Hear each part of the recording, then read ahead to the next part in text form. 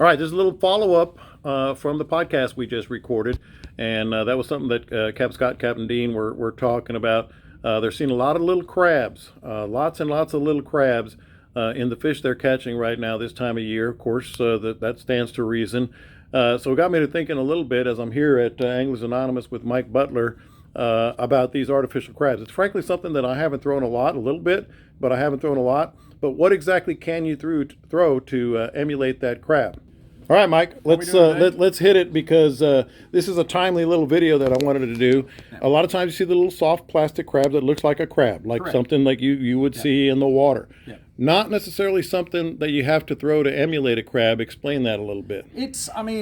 There's other things that do that. I've pulled these off the shelf. These are bugs. This is the Permal bug. You can see the shape of the jig head on that thing. It's a triangular shaped jig head. Yeah. So it's a wider profile. It has that kind of look to it. These have the rubber bands. When you take these out of the package, you can't see it very well right now, but those rubber bands kind of flare out, and it has that look like a crab. The feathers also kind of flare out, and it has that look. Yeah, like a fly. Yeah, exactly. Fishing back of the marsh, or fishing some of these drains coming out of the marsh on an outgoing tide, something like that. That's when it's flushing all those little crabs and small fish out, things of that nature. And these can be absolute killers. And the best thing about these for me is they're the right size. Correct. For this time of year. For this time of year. And, small stuff. and you're in the business, of course, so we didn't get any out, but there are some plastic crab imitations as well, plastics, you know, that are imitations as well. Yeah.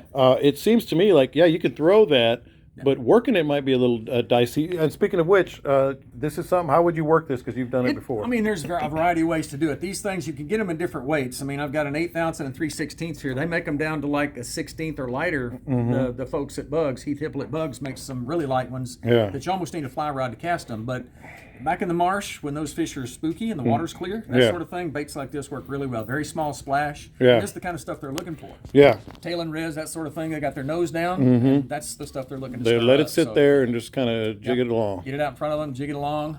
You can do a steady cast and retrieve, and they've got a nice little wobble to them. Yeah. And of course, those rubber bands and that rabbit hair is what he uses to make these particular baits. Got a lot of movement to it with very little motion on your part. So, really, really great products. And like you said, there are other people out there that make some imitation crabs that are like a soft plastic. I believe DOA's got some.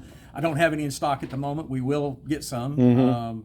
But you got these. Yeah, got those. Got a lot of bugs in the store. That'd be pretty good. Sure. All right. Well, there you go. Wanted to kind of follow up because I know a lot of our listeners, I'm always trying to think like a listener, would be wondering, okay, what can I throw if they're hitting crab? Well, there you go. Over here at Anglers Anonymous, they have those right there. Don't forget to subscribe to this YouTube channel and, of course, the podcast. Wherever you get your podcast, just subscribe.